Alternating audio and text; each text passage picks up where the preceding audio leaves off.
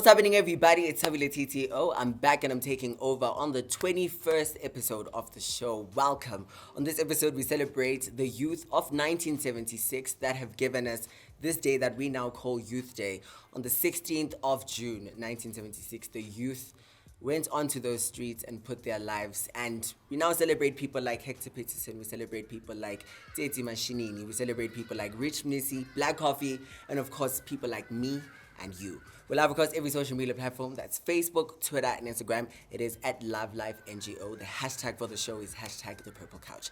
A big shout out to the National Department of Health and of course the Department of Sports, Arts and Culture for making it all possible. Enough with the chit chat. Let's jump into this explosive episode. Welcome to The Purple Couch.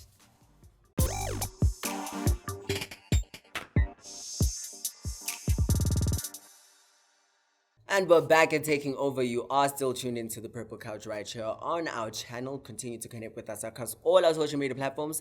That's Facebook, Twitter, and Instagram. It is at LoveLifeNGO, hashtag The Purple Couch. It's time for us to get into Spot the Trend. This is where I give you some of the trending topics that went down this month. Our first Spot the Trend is, of course, the Senzo Meyiwa trial, which just got a little more interesting, as there is an advocate in the court who is alleging that they can bring a witness forward to help us get closer to finding out who killed Senzo Meyiwa. And I want to find out from you, if you saw a crime go down right in front of your eyes, would you report the crime? Tweet me at LoveLifeNGO, hashtag The Purple Couch. I want to find out what you think about this. Our second Spot the Trend is something that started out as a jog in the morning that absolutely changed into something so incredible. Timothy Morris was jogging one morning and ended up bumping into a young man who was getting ready to go into Nedbank and, get an interview. He wasn't really feeling his best, as he also wasn't looking his best. One thing led to another. Now this man now has a job at Nedbank. I want to close off this segment by saying, let's continue to be kind, as we really don't know what our kindness can do in changing or helping make someone else feel a little better. We're going to take a quick break. When we come back, more taking over on The Purple Couch.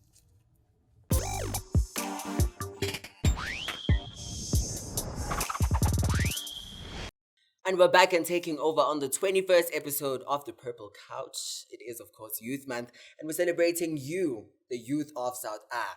We love across every social media platform. That's Facebook, Twitter, and Instagram. It is at LoveLifeNGO, hashtag The Purple Couch. It's time for us to get into word on the street, and I want to find out from you. Do you prefer to be taught a skill that would ultimately, make you start your own business and employ other people? Or do you prefer to just get a job, 9 to 5? There's a lot of security in that. Tweet me and let me know. It is at LoveLifeNGO, hashtag The Purple Couch. We're going to take a quick break. When we come back, more taking over.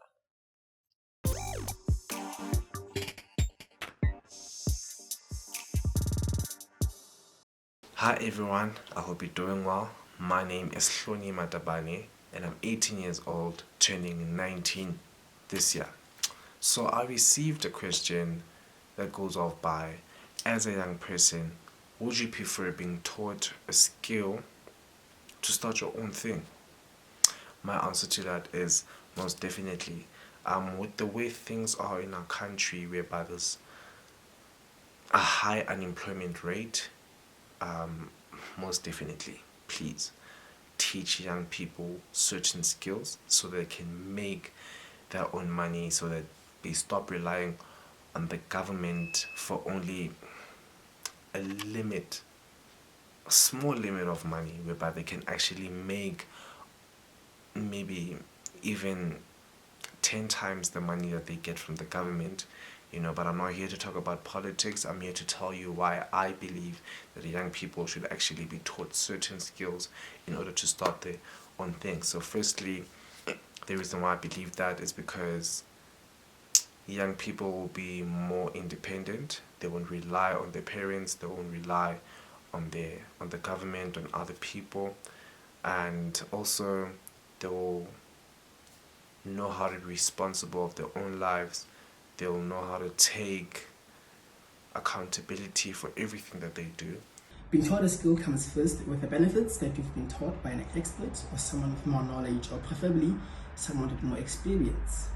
It comes with the perks that you get to use skills within boundaries, and there's room for mistakes, In the long run, that's when you get to explore and enhance actually your knowledge with prior knowledge though. I believe it's very important. I'd prefer it to be taught a skill in a particular industry that I would love to be in at a certain point in my life. So I think if someone would be kind enough to teach me or share a skill that they know and the ropes around a certain industry that they know, I'd definitely take the opportunity with both hands, because that person has already encountered challenges, has already encountered a couple of things in that particular industry. So they would be able to teach me ways in which I could go and do what I would need to do. So I'd definitely prefer to be taught a skill. I would honestly rather be taught a skill that will help me add value onto my work set and what I want to do with my career and future than have to wait for someone to validate my skills.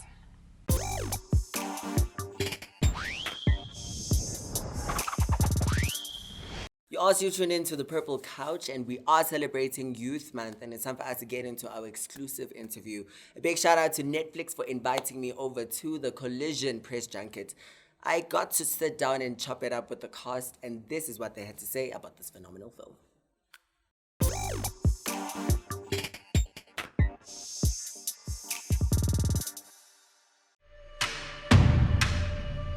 You were good, okay? Thank you.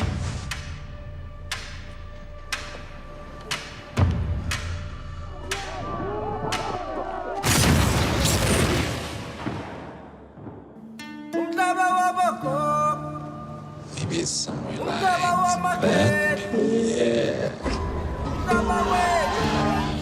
What have I told you about mixing with these kinds of people? Open your eyes, Dad. You got a beautiful family, Johan. Let's keep it that way. As soon as I get all this money, I might just get myself a new Maserati. My man, I'm going in another night. I'm not my student. Bab, u-adze akantshontshanga lutho kuwena. Watsiba ukuthi ulungwana ya mamela iba buhlali hle ngwanaka. What's on? Vicky!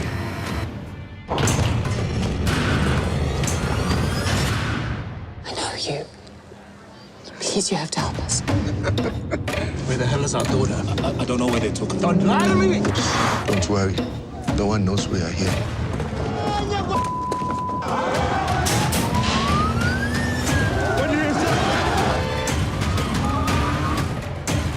Johan, please slow down.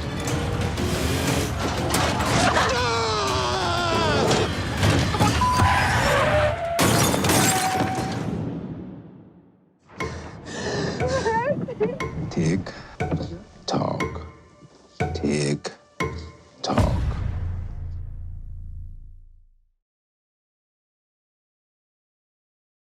We're taking over at the Collision press junket, and we're hanging out with the cast, and I'm about to jump into a conversation with Vuyo Dabula and, of course, Langley Kirkwood. Everyone in the film is in some way connected to you guys. You, Johan, and you, Brasol. First, let's chat about the film Collision. What does the word collision first mean to you? Oh, sheesh.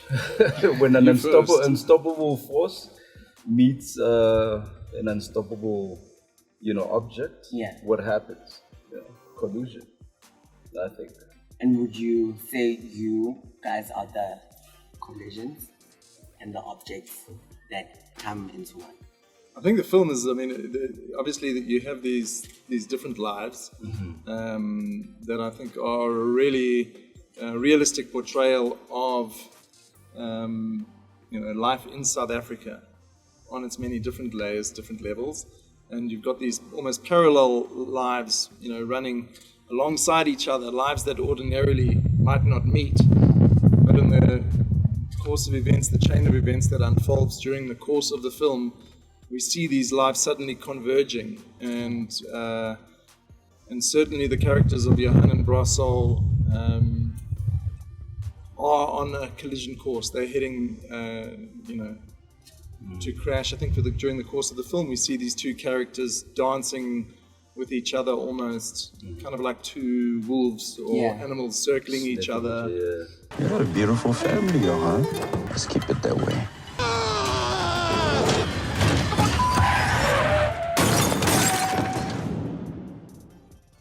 You guys play really, really important roles in the movie, in sort of painting the picture of the South Africa that we live in now.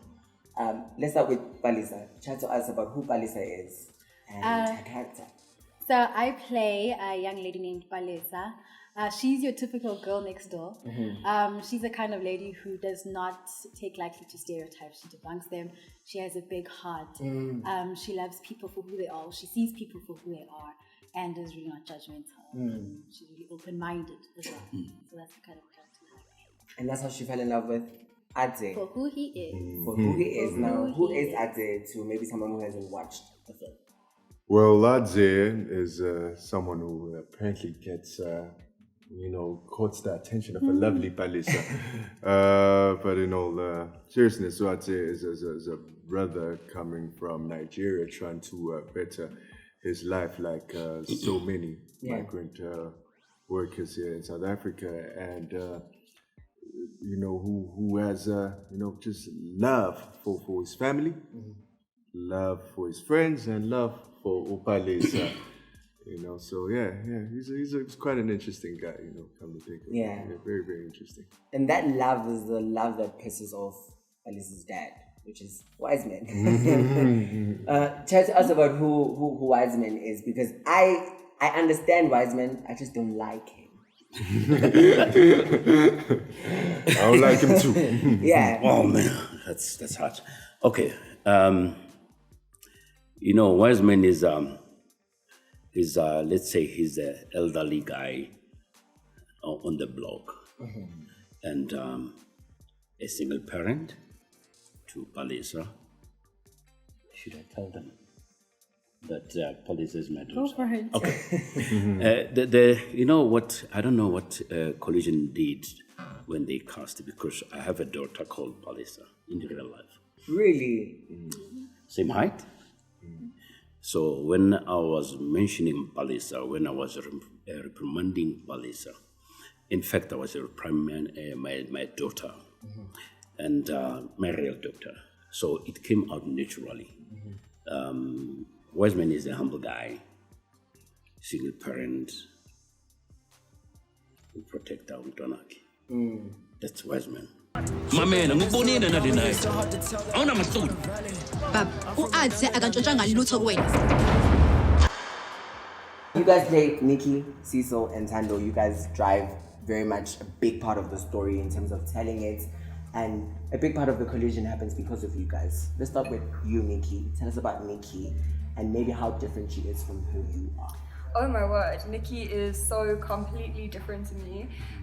Nikki's a 17-year-old girl. She is very rebellious. She gets herself in these crazy situations. She fights with her parents. She does the most. When I was 17, I was sitting at home, like hanging out with my parents. Hadn't even had my first kiss yet. I was like very, very nerdy, minding my own business.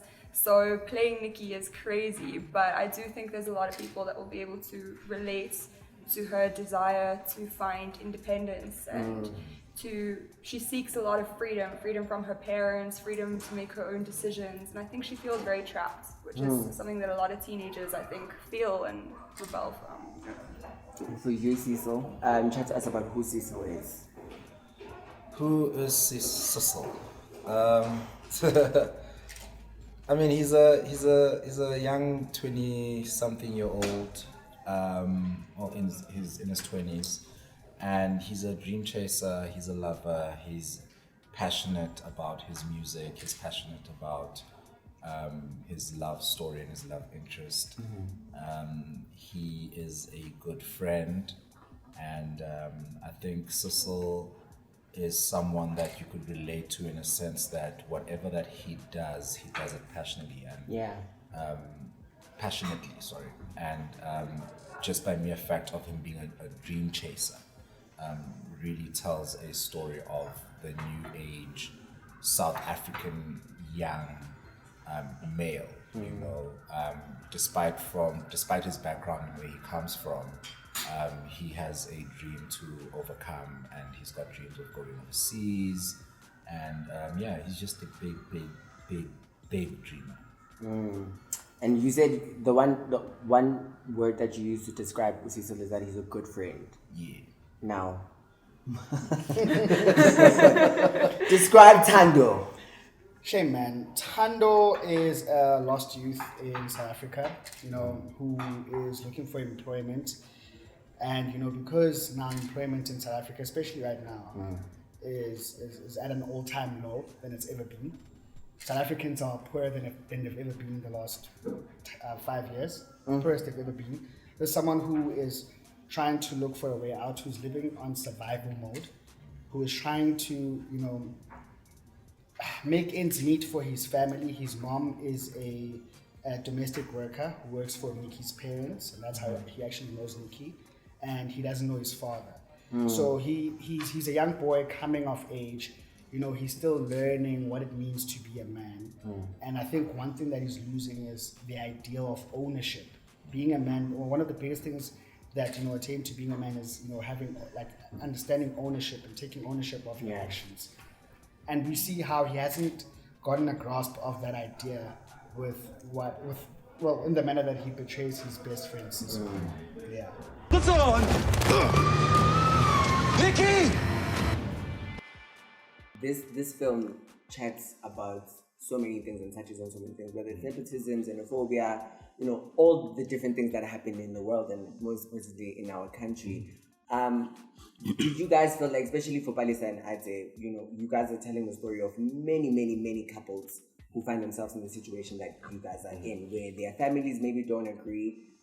How did you guys maybe prepare for those characters? Did you go out and speak to some people who found themselves in those situations? Well, I, being someone that during my university years, being in a cosmopolitan place like Braamfontein, you know, I was surrounded by a large number of people coming from different countries. You know, originally I'm from Soweto.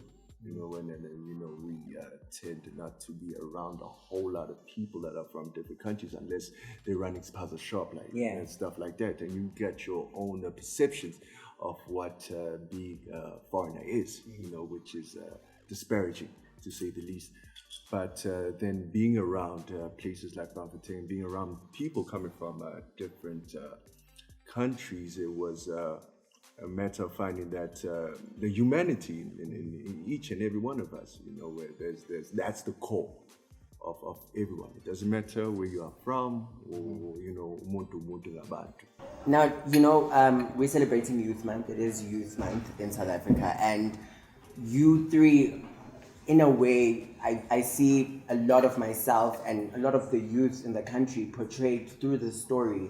How do you want them to watch the film, and what do you want them to take away from each character that is portrayed? Whether it's Palisa, who's in, you know, a relationship with a man from Nigeria, or Nikki, who's in a relationship with a black man. You know, what do you want people to take away from the film?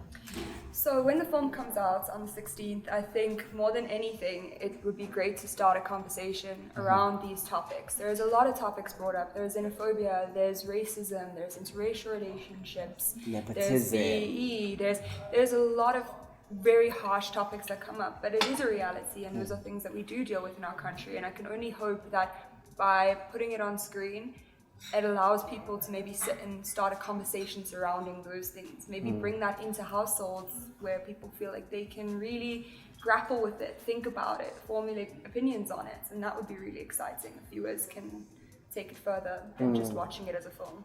I would want them to really deeply question their ethics, their morals, and their humanity. So, I mean, the themes are really worldly, so I really can't wait for the world to really engage in those conversations and have those discourses, so that on the 16th of June, we were all interacting, and all 222 million subscribers. 190 globally. In 190 countries, global. And we just talk and we try to find solutions to these really sensitive topics. Mpho, you mentioned something so important, that we're living in a country where the youth is the youth unemployment rates are the highest in the world, you know, and how do people maybe not lose themselves and find them, you know, going down the road that Thando in the story goes into? It's a firstly, very, very good question. I think it's important for people to try their best not to lose their humanity. Very important, actually. People should try their best not to lose their humanity, and in turn, without losing your humanity, then you can keep your friendships, right? And keep healthy friendships, right? People need to understand that there are repercussions to their actions, you know. But it's also important to go out there and get yourself educated, or find a skill. You know, I think the people that make the most money in the world are the people that have found a particular skill to do. It doesn't mean that you need to be a doctor. Yeah. Go learn how to be a plumber. Like, just find a particular skill, zone in, and make it have monetary value for you, and then you'll find a way, you know, to navigate through this very dark time that we're living in this particular moment. Yeah, find a skill, exploit it, and make it work for you. Thank you guys so much for chatting. I think I hope also when people watch the film, it will make them change the way that they think, the way that they see the country, but most importantly, the way that we want to see the world for the future. Because we are going to die and we're going to leave the world, you know. So big shout out to you, big shout out to Netflix for inviting us to come through to the junket. The movie is out on the 16th of June on Netflix. Happy Youth Month. Happy Youth Month.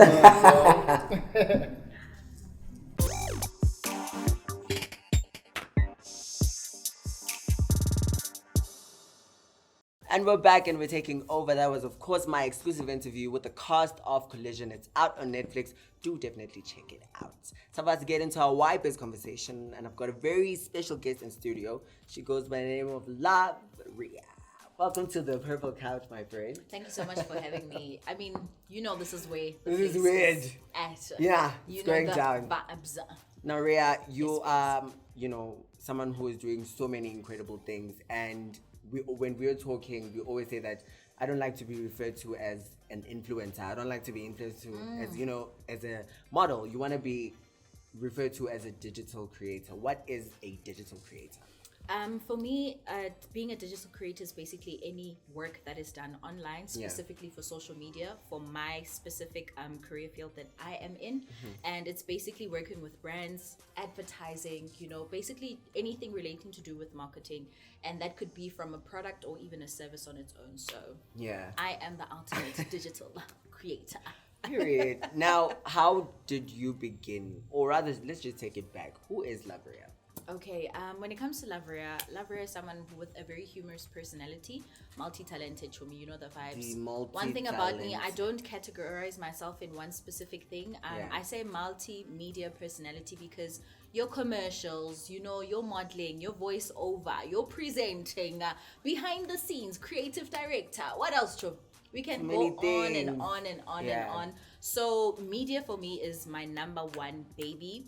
And yeah, Chomi, that is definitely who I am. I am basically a powerhouse. Yeah, I think what's really dope is that being a young person now, it's not just being limited or being capped to one thing. You find something that you love and you expand into those things and so many other things. Literally. Like you're saying, you know, you started out doing one thing, but now you're doing this and this and this. And how do you know when something is not for you? You know, because being a young person now, we are almost told to feel like we're supposed to be there and everywhere. How do you know when something is not for you? I think for me, it's first and foremost, it's important to learn new skills, right? Yeah. So I can start off saying that I want to be a radio presenter. I'll use that as an example. I love being the person who likes to interview people like you're doing, do your thing. But I realized with radio, I didn't have an audience. The audience was more, you know, over the mic and all of that. But I realized I think I'd really enjoy this, doing it with a live audience, interviewing actual people, you know, besides the ones who come on, you know, air to be interviewed. And then when you jump from that, you realize, okay, no, besides that, then there's, you know, acting. That's where I know that my personality comes out. It goes back with the thing of either being humorous or being able to play any specific act or role. And then you learn from those specific experiences that you've been in. And you pinpoint which one you have a passion for, which one comes easy, and which one you can do whether you paid or not getting paid for it. Sure. And with all the things that you do, how does one, because I know at home there are so many people who are on Instagram, are on Facebook, are on Twitter. How does one then take that from just being a platform where they share pictures, share their ideas, share, their creativity, and now make money from those things? So with me, I also don't know much about business until I realized that there are people who actually want to pay me for my work. So for me, I said that if I want to take myself seriously as a brand, loveRea, it's important to register my brand. So I did that under the CIPC and registered it so that if ever any company or any collaborations come into the picture moving forward, then I'm able to represent myself as an actual business and as an actual brand. Because now the problem is, if you do it as a freelancer and there's no sort of evidence of your brand, people can take advantage of you. For example, Chomi, your contracts. If Very you do those important, things, they can literally slip under your hands, and before you know it, you are literally stuck with something that you don't want to be a part of in the first place. So register. And do your research. Yeah. And own your brand. Own your brand. And now we're celebrating Youth Month. It's Youth Month. And the one thing that I absolutely love about the youth of 2022 and beyond that is, in as much as we are faced with so much happening in our country, so many unemployed people, we still trailblaze and still are incredible people. How does then the loveRea brand want to expand and introduce itself into the world? I think with me, regarding to, the youth and everything that we're facing right now, it's very difficult to create jobs. So I can't say I'm going to sit here and promise 10 people, new jobs. Yeah. But what I can do from my own experiences is teach them new skills so that when jobs are presented to them, then at least I can say, okay, you know what, we learned something from someone who actually does have experience and then take it from there. And then who knows, from there, you can create your own business like me, or you can work for someone, but at least when you're working, you know that you have actual experience. And before you know it, later on, there might even be a production company. Period. And also collaboration. I think Very a lot of people get a lot of, or rather learn a lot of skills from collaborating with people. And it's been absolutely phenomenal collaborating with you. Welcome to the Purple Couch. And we'll always be taking over. You know the vibes. And that's how we're going to close it. We'll be back after this.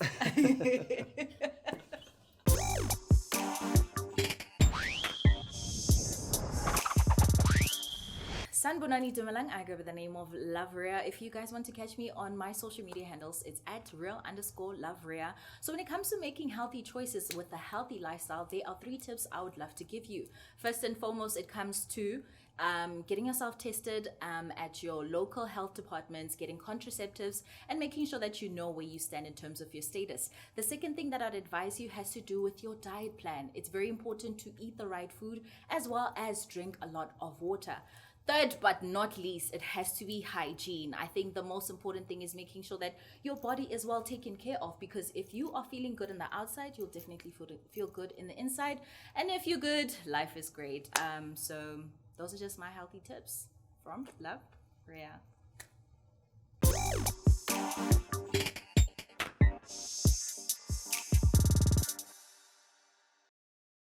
As your host, Jenu, I'd like to give you my tips out 3 to live and maintain an active lifestyle.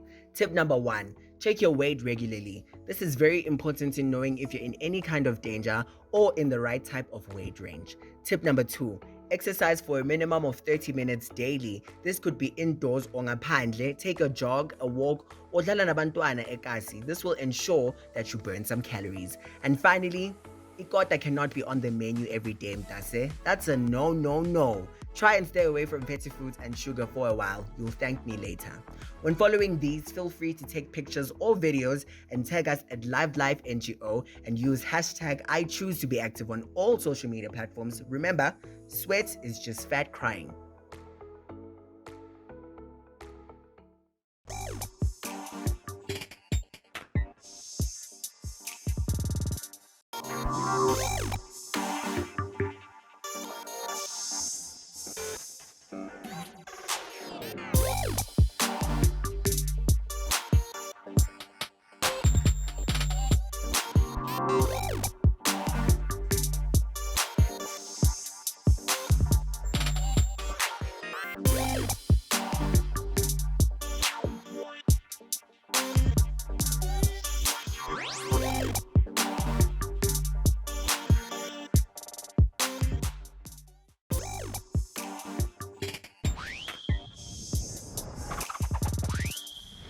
And we've come to the end of this 21st explosive episode. A big shout out to Netflix for calling us through to come through and take over on the Collision press junket. Collision is out on Netflix. Do check it out and let me know what you think. A big shout out to Rhea for coming through and taking over with me. Do connect with her across all her social media platforms. We are at Love Life NGO, hashtag the Purple Couch. Until the next explosive episode of the show, keep taking over. Bye, guys.